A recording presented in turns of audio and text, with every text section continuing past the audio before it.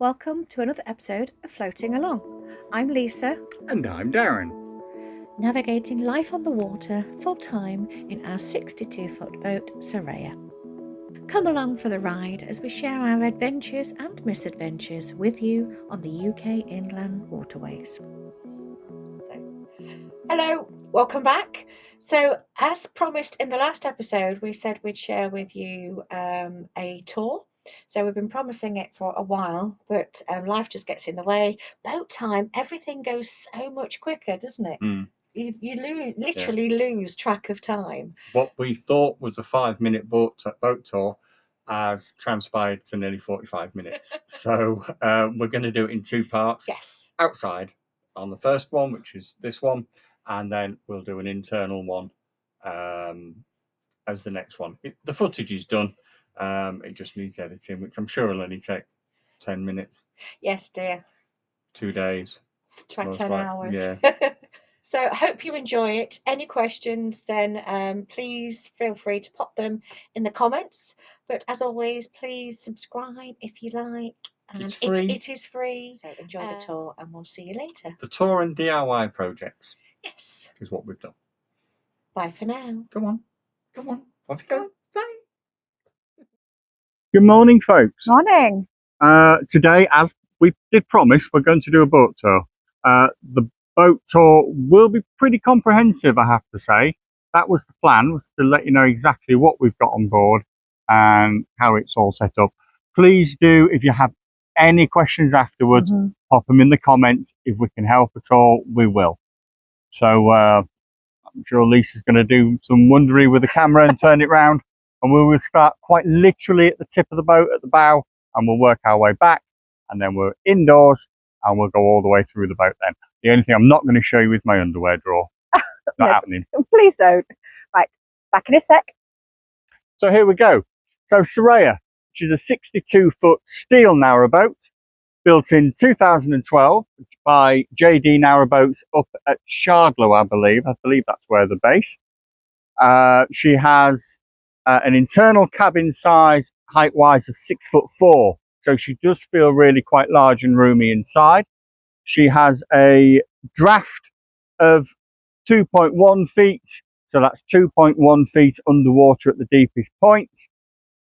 As you can see on the roof there, we have 3 solar panels. The large one is 165 watts. The 2 smaller ones are 100 watts each, giving us a combined solar power of 365 watts.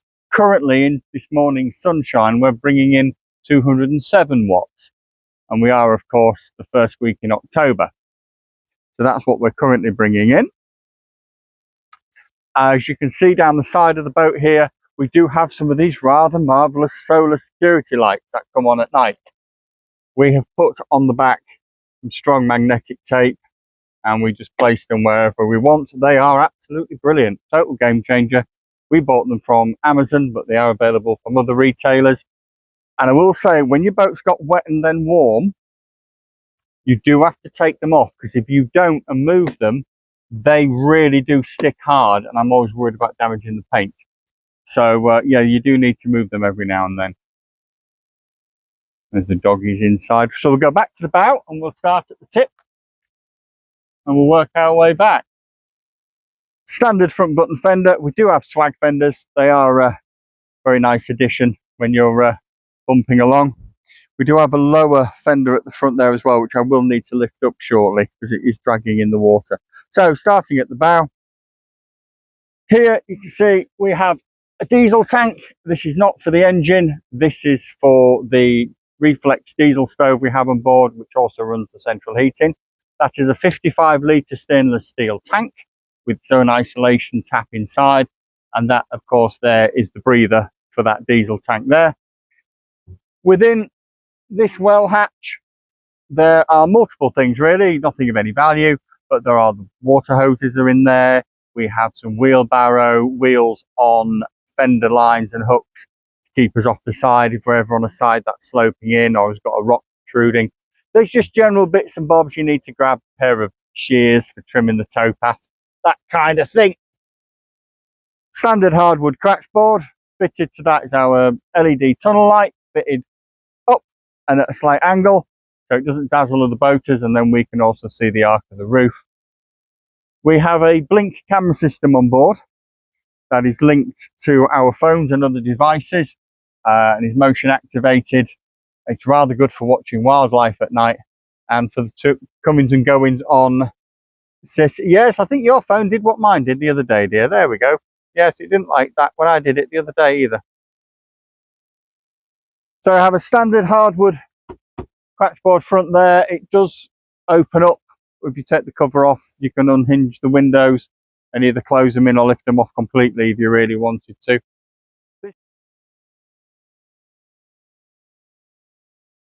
This cover we acquired with the boat. We've had it repaired, we've had new zips, but I have to say it's coming to the end of its life. So at some point in a later video, you may see that being templated up and replaced at some point. If anyone wants to donate, please donate some money and I'll get that done for you. Feel free. So, well deck, a very large one, and I have to say it is a very generous well deck. Big old space in there. We fitted some rubber matting. Under this mat here is the access for the water tank. It's just there. 550 litres of fresh water she can hold in there, and 120 litres in the clarifier, so the hot water tank at the back. Never trust a water dial. We don't have a water dial on board anyway. So a very technical piece of stick. The earth tape at the top just reminds me it's for water, not for diesel, because the diesel ones have all got red tape round the top. Do not mix them up, it gets a bit tasty otherwise.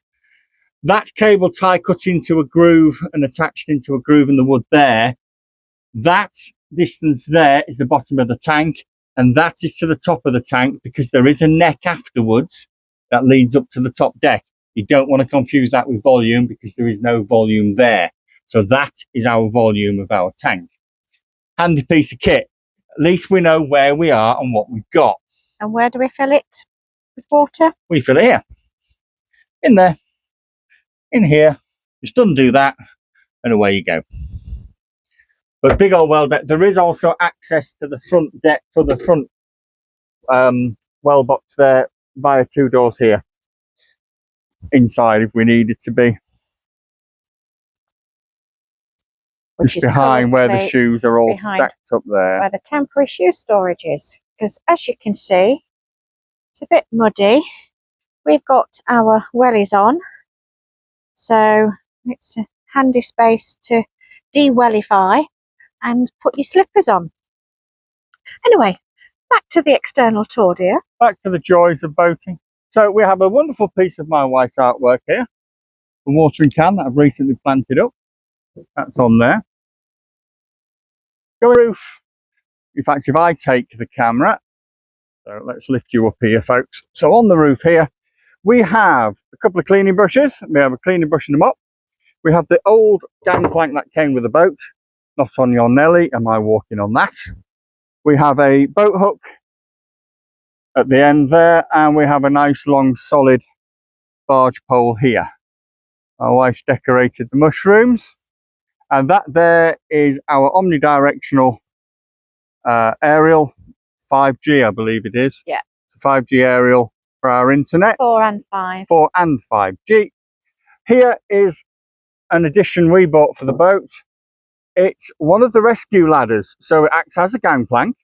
It has a rope at one end that you can put round onto your boat to attach it. So it has a gangplank there, good solid one. And in a very split second, you can pop that off and you've got a rescue ladder. And multifunctional. To be able to pull people out of the water if they get in. After you'd stop laughing, of course. That there is the chimney, which we have an additional pieces to make it shorter or longer for our reflex diesel stove, which we'll go on to when we come inside. This is for the last person who owned the boat.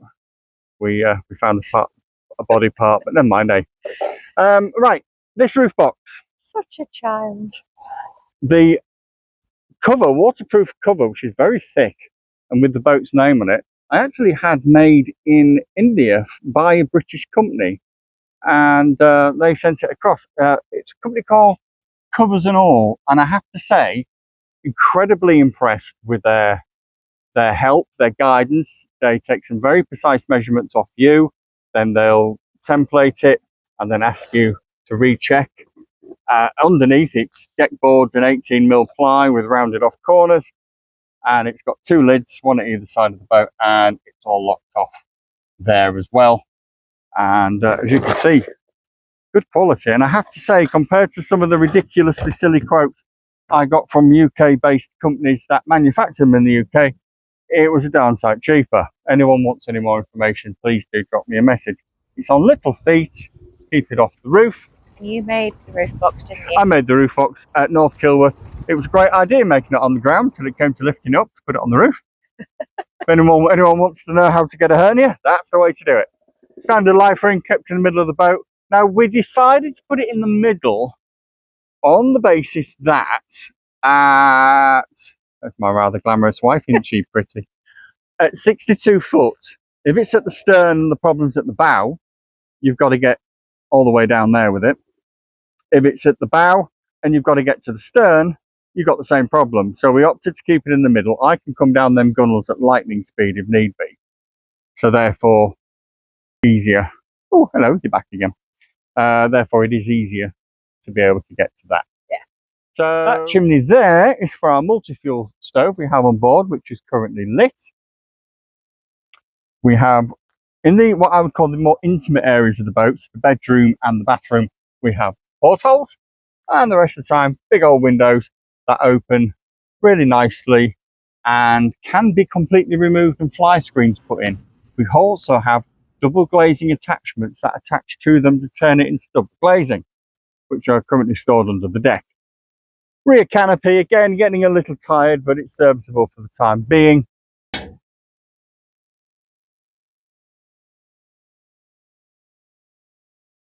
So, going from the stern then,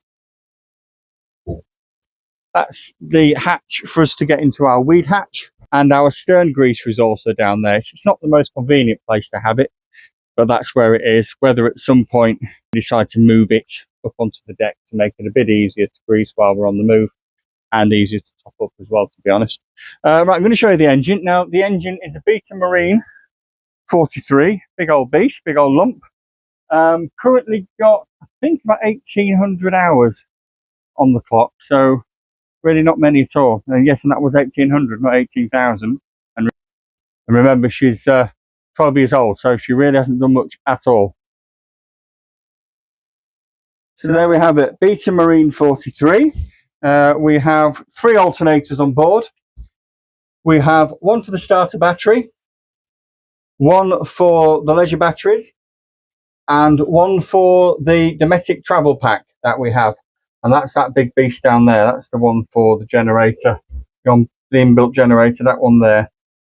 And under here, which I'll just take the camera off my good lady, we have 600 amp hours of leisure batteries. They are lead acid, and they are only 10 weeks old, 12 weeks old now. We had them all replaced when we took her over.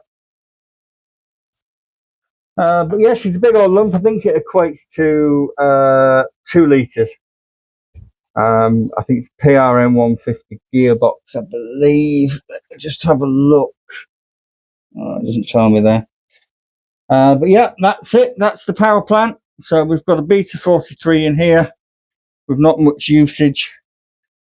So for those of you who don't know what this is, it's a brolly mate.